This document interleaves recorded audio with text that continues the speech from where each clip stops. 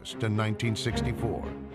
After starting the season with 9 wins, the mercurial Gilchrist, upset about his workload, stormed off the field during a loss to the Patriots. Saban immediately cut Gilchrist from the roster. I went to the squad and I said, in all fairness, I don't like what he did. He hurt our ball and it cost us the game. Now, we have a great football team here. This is, Coach, we'd like to discuss it. It took a meeting called by Kemp the next night, Monday night. Came back to me and says, we want to do something we can do for Cookie. Would you please bring him back? Because this is all he's got. Now, I guarantee you this, it'll never happen again. How could I refuse him? With number 34 back in the fold, the Bills won 3 of their last 4 games.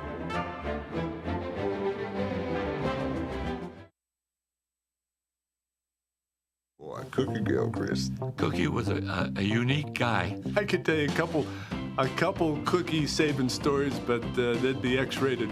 He was a mega character. Carlton Cookie Gilchrist went right from high school to the Canadian Football League. His personality and style of play were just as unique. I've been in football since I was in the 4th grade. Cookie Gilchrist is the best football player I've ever seen or been associated with. I think one of the greatest fullbacks in the history of professional sports. Here was a guy that did everything. Cookie could play every position but quarterback. In fact, he wanted to get 3 salaries. He wanted to play offense, and he wanted to play defense, and he wanted to play on special teams, and he thought he had to get 3 separate contracts. Cookie stuck to offense, and his combination of size and speed were unmatched. 6'2", 251 pounds, 4'6", 40, 52-inch chest, 31-inch waist. Cookie enjoyed running the ball straight ahead so that he could get to hit somebody. And he would tell you, you better get out of the way because I'm coming. It didn't matter if I was in his way or the guy I was supposed to block was in his way. You know, he was going to hit somebody. It only took one running over to convince me that I needed to block the guy in front of me and get the heck out of the way because he was tough. Gilchrist was at his toughest when his team needed him most. It came down to the final game of the season where the Bills had to go to Fenway Park and beat the Patriots. The first play of the game, Cookie ran around the end. And the cornerback on that side was Chuck Shonta. And Shonta was going to tackle him. And Cookie had this thing, he would bring up his right arm like a hammer.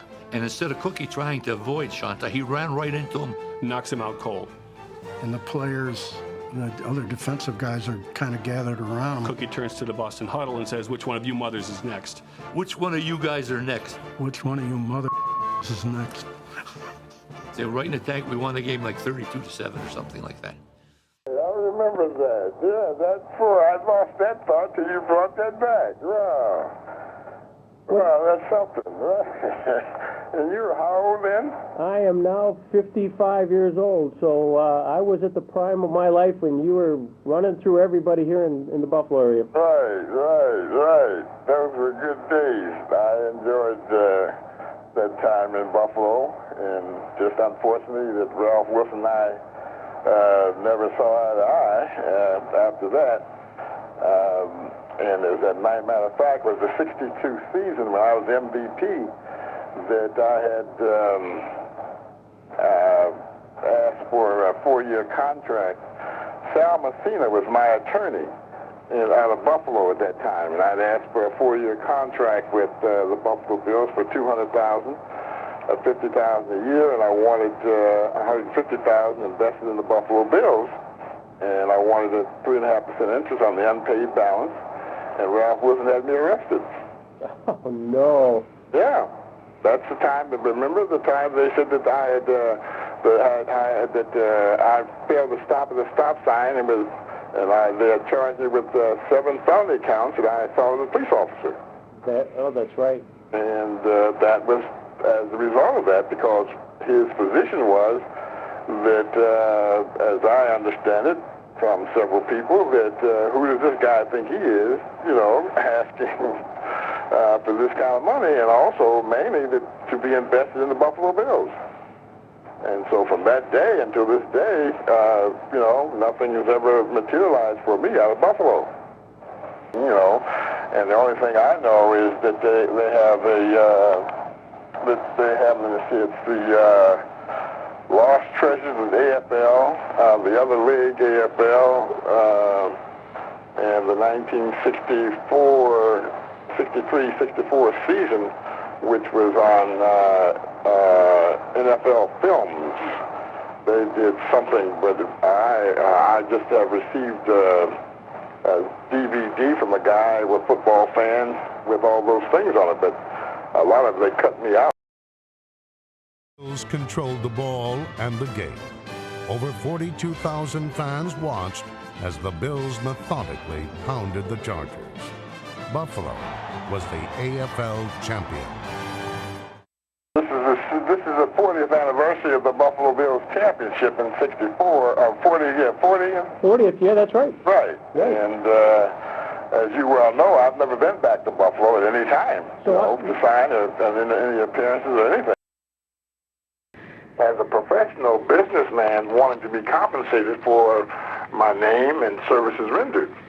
And that comes under my intellectual property rights. Mm-hmm. Okay? And I had, that involves, I've had some movie offers, and I've had NFL Films and ESPN, and I don't know if you read the article that was in the Buffalo News, was that June 5th, by Jerry Sullivan. Right. You read that? I did not read it, no. Okay. But anyway, he alluded to the fact that my issues were race and money. Well, what else is there, I'm worth a lot of money, in terms of my intellectual property rights, because I have a cease and desist notice against the NFL, NFL Films, NFL, HBO, ESPN, Buffalo Bills, Denver Broncos, Miami Dolphins, ABC, NBC, CBS, Fox Incorporated, that they cannot use my name and image unless and until we can agree on a mutually business agreement. And that was instituted on August 30th, 1994. Mm-hmm. So which explains, a lot of why I'm not invited back, and also explains a lot of why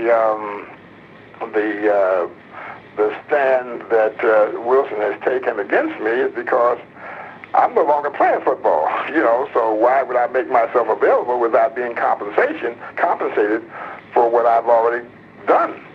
And undertakings that I take, and that's a prerequisite for me to be involved in anything, one.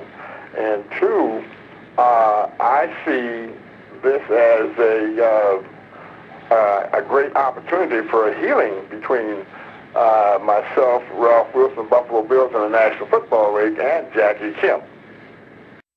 I've been working on this for, protecting my intellectual property rights, for many years. And, you can't buy a video film on Cookie Gilchrist, right, because I have that cease and desist notice, but you can buy one on anybody else. So all that I have in my archives, as well as my DVD that I'm producing, which will come out sometime in 2006, like I said. And I just know that my story and everything attached to it is invaluable from a historical point of view, and from a monetary point of view, it translates into a lot of money.